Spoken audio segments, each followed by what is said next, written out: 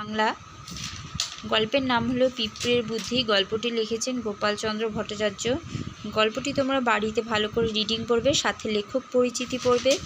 এরপরে দেখো, এই গল্পেরই অতি সংক্ষিপ্ত প্রশ্ন, এক কথায় উত্তর দাও। আরশোলাটি কিভাবে মারা যায়?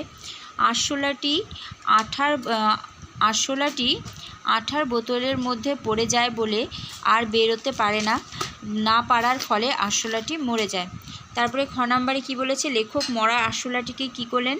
লেখক মরা আরশোলাটিকে এক স্থানে ফেলে দিলেন। তারপরে কি হচ্ছে, গ নাম্বার, ক্ষুদে পিঁপড়েরা কোথায় জড়ো হয়েছিল? ক্ষুদে পিঁপড়েরা মরা আরশোলাটির চারিদিকে জড়ো হয়েছিল।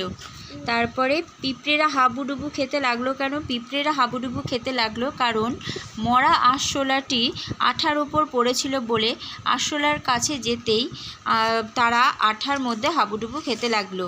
তারপরে উম নম্বর, পিঁপড়েরা কিভাবে আরশোলা খেলো?